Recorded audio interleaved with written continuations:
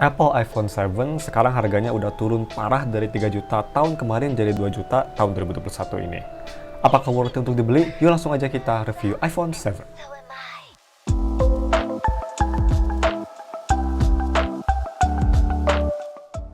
Halo guys, nama gue Tama dari StaffTech dan mari kita langsung aja review iPhone 7 di tahun 2021. Sebelum kita ke reviewnya, sorry guys kalau kedengaran suara hujan karena ini lagi hujan deras. Bandung emang lagi sering banget hujan akhir-akhir ini. Tapi ya balik aja kita ke reviewnya dan mari kita langsung bahas sih harga dan speknya. Nah untuk harganya kenapa, ini salah satu alasan kenapa gue review iPhone 7. Harganya sekarang kan udah bisa beli di harga 2,3 juta, sekitar 1 juta lebih murah daripada tahun kemarin. Seperti biasa kalau kalian beli HP ini gue bakal taruh linknya di deskripsi dan untuk harga segitu kalian dapat chipset atau spek pakai chipset Apple A10 Fusion dan fabrikasi sebesar 16 nm. Itu tuh ekuivalen dengan Snapdragon 835. Layar 4,7 inci, Retina LCD display dan PPI sebesar 326, dual speaker, ada NFC yang pastinya dan juga punya baterai sebesar 1960 mAh baterai. Dan untuk si desain dan displaynya sendiri ini tuh build quality-nya full terbuat dari metal, nggak ada kaca. Kaca tuh baru ada di iPhone 8. Di iPhone 7 belakang juga masih terbuat dari metal, yang dimana di zaman sekarang gue lumayan miss sih, karena kan zaman sekarang tuh kan HP-HP flagship terutama pada pakai plastik atau maksudnya pada pakai kaca. Gue lumayan rindu sih desain full metal kayak gini. Ngebikin pas gue megang HP itu confident, karena kalau jatuh sekalipun at least belakangnya nggak bakal retak gitu. Kerasa lebih apa ya, lebih confident aja megang HP metal daripada megang HP kaca. Terus si fingerprintnya juga nggak terlalu banyak, si smudge fingerprintnya. Tapi ya untuk si size sendiri iPhone 7 yang pastinya kecil banget, 4,7 inci, mirip dengan iPhone 11 Pro, cuma sedikit lebih pendek. Tapi ya untuk memakai sarung tangan ini pastinya nyaman banget. One of the best phone for one-handed usage yang pastinya. Dan untuk NFC di iPhone 7 tuh kalau nggak salah HP pertama dari iPhone yang baru ada NFC. Dan gue bakal coba tes NFC-nya pakai kartu GTO e-money yang gue custom kecing from Genshin Impact. Very nice. Tapi ya guys, mari kita tes si fingerprintnya. Kita tinggal ke Tokopedia, terus kita tulis e-money, dia langsung muncul uang elektronik.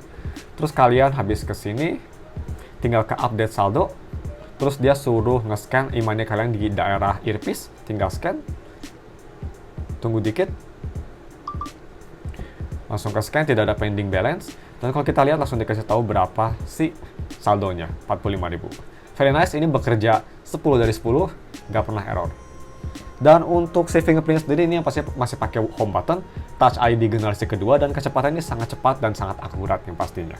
Very nice. Dan untuk kualitas layarnya sendiri, menurut gue walaupun ini layar LCD yang pastinya belum AMOLED, dan juga punya bezel yang bisa kita lihat tebal banget untuk tahun 2021, tapi untuk kualitasnya sendiri sih menurut gue udah cukup bagus. Warnanya masih kelihatan natural dan juga detailnya tuh sharp dengan viewing angle yang bagus. Terus yang gue suka tuh dari iPhone, brightness-nya nggak bikin sakit mata.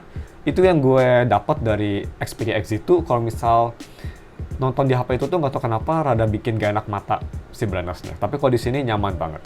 Cuma ya, yang seperti tadi gue bilang, ini tuh kelemahannya hanya dari bezelnya aja yang gede banget. Yang memang kalau misal kalian sering pakai HP yang bezel-less di tahun zaman sekarang, terus kalau misal kalian pakai HP iPhone 7 memang kerasa kayak jadul banget desainnya.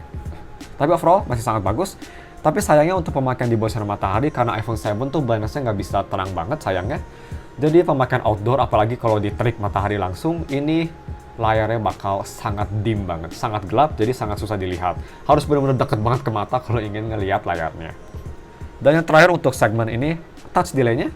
Di iPhone yang pastinya touch delay itu non-existent, nggak ada sama sekali. Asalkan layar itu original ya guys, karena kalau layar bajakan tuh kadang-kadang suka ada sedikit masalah touchscreen-nya. Tapi ini layar original, True Toolset 95%.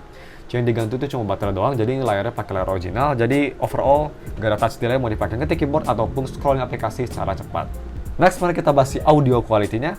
Untuk kualitas audio via headphone jack, atau lebih tepatnya gue pakai converter Lightning to headphone jack, karena iPhone 7 tuh HP pertama iPhone yang gak ada headphone jack. Tapi untuk kualitas audionya sendiri, overall punya sound signature yang warm, dengan bass yang punchy dan vokal yang maju. Terus punya instrumen yang rich dan separasinya juga cukup oke. Sound stage juga menurut gue ini cukup luas. Dan dibanding dengan HP lain kayak Sony Xperia X2, gue lebih suka sound signature di iPhone 7. Dan untuk si speakernya, iPhone 7 tuh HP iPhone pertama juga yang pakai dual speaker. Jadi speaker itu di bawah sebelah charger dan juga di earpiece berperan sebagai speaker. Tapi karena ini HP pertama dari iPhone, jadi memang nggak perfect guys. Si speakernya tuh noticeable banget, dari earpiece-nya tuh jauh lebih kecil dibanding speaker yang di bawah. Jadi memang nggak kayak stereo lah, lebih kayak mono plus kalau misal gue bisa bilang. Tapi untuk kualitasnya sendiri sih menurut gue speaker yang di bawah terutama kualitasnya udah bagus banget guys. Dia tuh punchy, suara vokalnya jernih, instrumen cukup bagus, soundstage-nya juga walaupun memang gak seluas speaker stereo sekarang, tapi untuk atau kalau mau dibandingin sama speaker mono, menurut gue ini udah cukup luas. Dan ya overall ini menurut gue speakernya udah sangat bagus. Cuma kelemahannya aja dari earpiece-nya yang menurut gue kualitasnya untuk speaker dual itu lumayan jelek. Apalagi kalau mau dibandingin sama XZ1 atau XZ2, jauh lebih bagus di HP tersebut. Tapi untuk lebih detailnya, ini dia sampel audionya, gue rekomend kalian pakai headphone biar bisa ngedengerin bedanya lebih detail.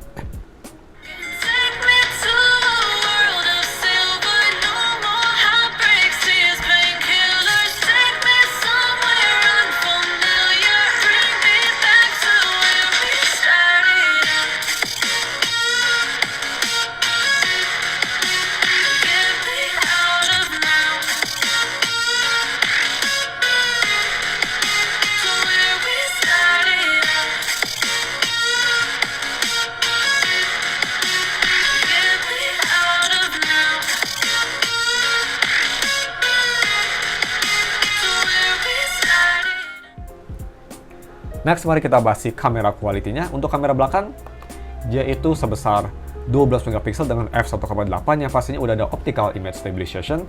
Dan untuk kamera depannya dia itu 7 megapiksel guys, f2.2 yang bisa nge-record video sampai resolusi 1080p 30fps.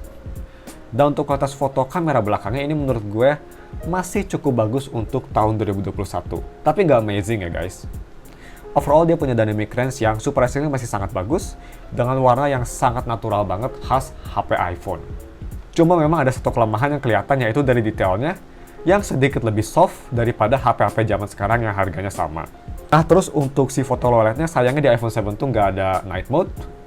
Jadi walaupun fotonya tuh sendiri punya noise yang lumayan minimal dengan warna yang natural, tapi karena nggak ada night mode jadi foto kelihatan overall kelihatan soft banget detailnya, dan juga gambar itu yang pastinya kelihatan lebih gelap daripada HP yang ada night mode.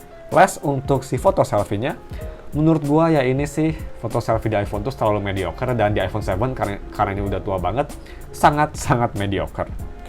Apalagi kalau misalnya mau dibandingin sama HP baru zaman sekarang yang harganya sama, jauh lebih bagus di HP tersebut. Kayak misal di Redmi Note 10, jauh lebih bagus di Redmi Note 10. Overall gambar masih kelihatan natural dengan kontras yang bagus, cuma memang detailnya tuh rada soft dibanding HP sekarang. Dan untuk si video recordingnya dia itu iPhone 7 di harga segini udah bisa nge-record guys sampai resolusi kalau misalnya kita ke kamera 4K 30fps atau 1080p 60fps, dan juga udah distabilisasi yang cukup oke walaupun tidak terbaik. Jadi ya, ini dia sampel videonya. Gue bisa bilang ini videonya menurut gue untuk HP harga 2 juta terbaik. Tapi ya ini dia sampel videonya pakai resolusi 4K 30fps. Check it out guys. Dan oke guys, ini video recordingnya pakai resolusi 4K 30fps. Coba stabilisasi.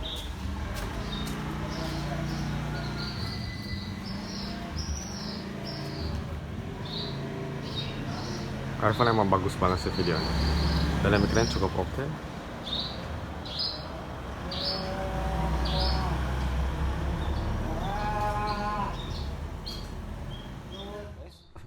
Dan untuk gaming performance-nya dia itu pakai chipset Apple A10 Fusion fabrikasi 16 nanometer. Dan untuk gaming performance-nya walaupun A10 tuh sekelas dengan Snapdragon 835 pada zamannya, tapi untuk performa gue bisa bilang lebih mendekati ke 845. Masih bisa bertahan bagus di tahun 2021. Main game super demanding kayak Genshin Impact, gue ini lumayan surprise banget. Masih lumayan playable asalkan di settingan semua low, itu masih punya frame rate yang cukup stabil di sekitar 30-45 fps at best. Stabil dan juga cuma ada sedikit stuttering, gak terlalu banyak stuttering, gak kayak di HP Snapdragon 835 atau 845 sekalipun. Yaitu berkat optimisasi iPhone ya pastinya. Cuma memang karena ini si Apple A10 itu kan fabrikasinya 16 nanometer, jadi memang kalau misal dipakai main kelamaan kayak lebih dari 15 menit aja kalau main game berat kayak Genshin, itu HP bakal kerasa panas banget dan yang pastinya bakal nge-efek ke performance, jadi ada thermal throttling, performance-nya jadi turun sayangnya. Tapi overall masih sangat solid kok dan gue impress banget iPhone 7 bisa ngerang Genshin. Dan juga untuk main game rhythm game kayak Banduri atau Love Live Shift, yang pastinya di iPhone 7 gak ada touch delay ataupun audio delay sama sekali. Super responsif dan sangat enjoyable. Next, untuk si UI experience-nya, kalau misal kita ke settings dan ke general, terus kita ke about, di sini bisa kita lihat dia itu udah di iOS 14. Dan gue bisa jamin iPhone 7 at least bakal dapat update 1 tahun atau bahkan 2 tahun ke depan iOS sampai iOS 16. Gue bisa jamin deh, at least 1 tahun lah si iPhone 7 bakal dapat update iOS terbaru. Tapi ya, untuk si pemakaian sehari-hari, karena ini pakai iOS yang pastinya HP iPhone, jadi experience-nya super duper optimize. Dipakai multitasking, main game, nonton video, semua masih kerasa snappy dan smooth, layaknya HP flagship atau layaknya iPhone 7 pas pertama rilis. Cuma memang kalau misal HP rada panas, itu kadang-kadang suka sedikit nge-lag. Tapi nggak sering kok. Overall ini performanya sangat bagus dan gue lumayan surprise banget iPhone 7 bisa gak menyamai sih, bisa on par sama iPhone 11 Pro gue untuk day-to-day task. Dan untuk Wi-Fi-nya pastinya ini udah pakai Wi-Fi L1, jadi kalau nonton Netflix atau streaming service lainnya bisa sampai resolusi paling tinggi. Dan yang terakhir untuk si battery life dia itu pakai baterai 1960 mAh baterai.